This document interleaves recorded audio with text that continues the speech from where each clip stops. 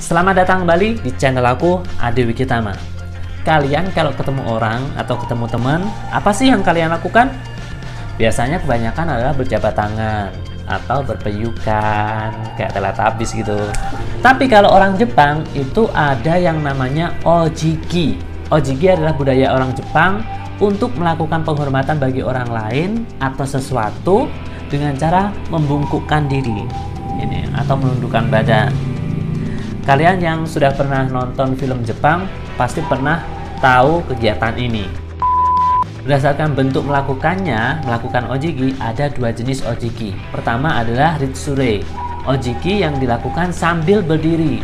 Kalau laki-laki biasanya sambil menekan pantat untuk menjaga keseimbangan. Sedangkan kalau wanita biasanya menaruh kedua tangannya di depan badan, lalu membungkukkan badan. Yang kedua adalah zarei, yaitu ojiki yang dilakukan sambil duduk. Lalu berdasarkan intensitasnya, ojiki itu dilakukan kalau semakin lama dan semakin dalam membungkukkan badan, itu berarti semakin dalam juga intensitas perasaannya. Misalkan meminta maaf semakin dalam atau semakin rendah membungkuknya, itu berarti bentuk penyesalannya itu semakin besar. Yang pertama adalah saikere, yaitu ojiki pada level yang paling tinggi. Badan dibungkukkan membentuk sudut sekitar 45 derajat. Ini bisa dilakukan jika kamu ingin meminta maaf karena kesalahan kamu yang besar, atau juga penghormatan pada orang yang memiliki jabatan atau status sosial yang sangat tinggi, misalkan pada Kaisar Jepang atau yang lainnya. Yang kedua adalah kere, yaitu ojiki yang berada di satu level di bawah saikere tadi.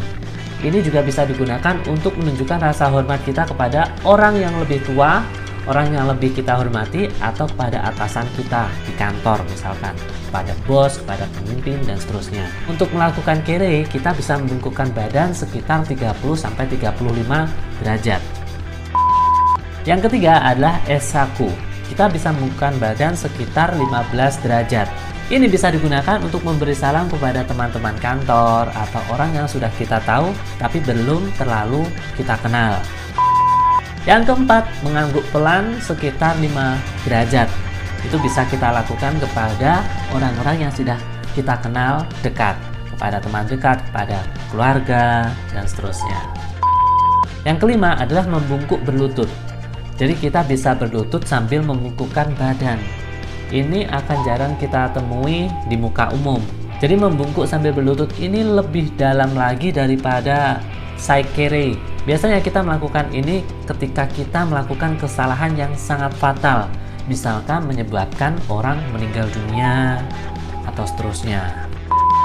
Jadi seperti itu. Intinya dari 1 sampai 5 itu semakin kita membungkukkan dalam dan semakin banyak kita intensitasnya dalam membungkuk, itu semakin besar kita menunjukkan rasa hormat atau rasa bersalah jika kita melakukan kesalahan.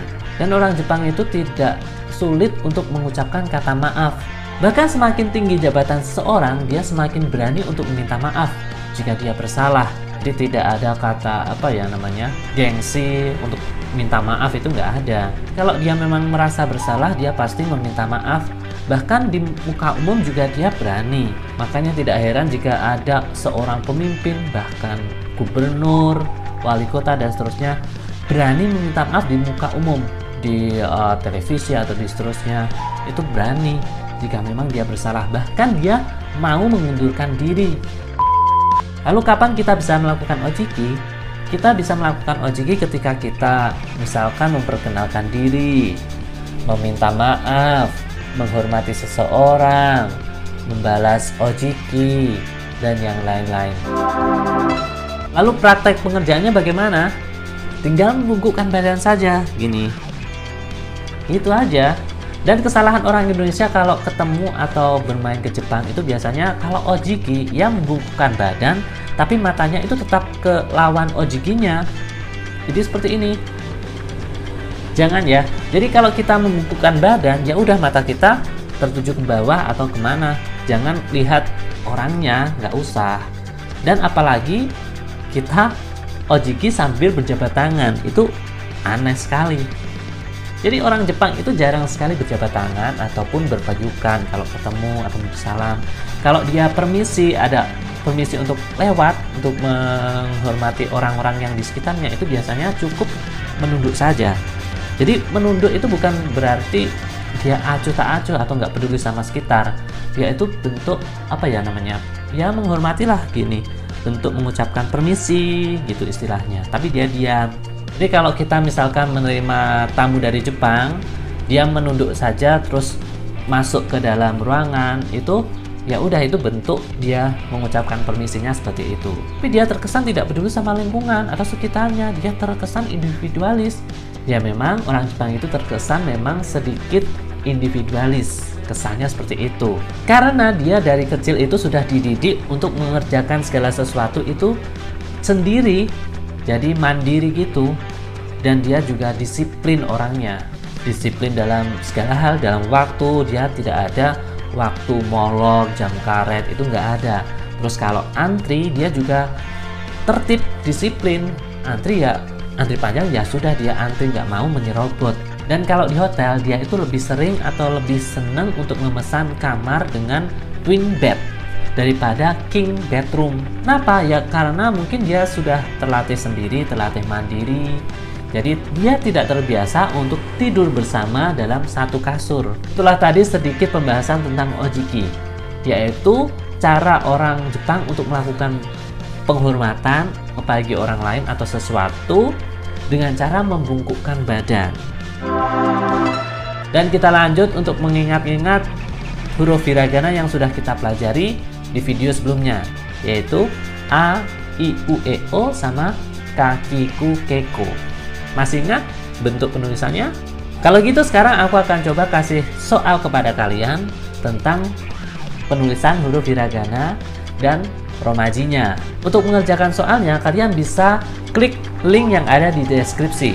Dan untuk menjawab arti-arti dari kata-kata yang ada di bawah, kalian bisa simak video setelah ini. Karena aku akan bacakan atau menyebutkan arti dari kata-kata hiragana yang ada di soal tadi, untuk membantu kalian menjawab soalnya.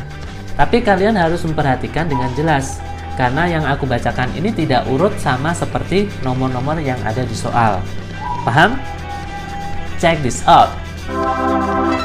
Kiku artinya mendengarkan. Akai artinya merah. Aoi artinya biru. Koko artinya sini. Ie artinya tidak. Eki artinya stasiun. Koe artinya suara. Kikai artinya kesempatan atau mesin juga bisa. Kao artinya wajah. Uki artinya mengapung. Aki artinya musim gugur. Iku artinya pergi. Ike artinya danau. Uwe artinya atas. Kaku artinya menulis. Ika artinya kurang dari. Kau artinya membeli.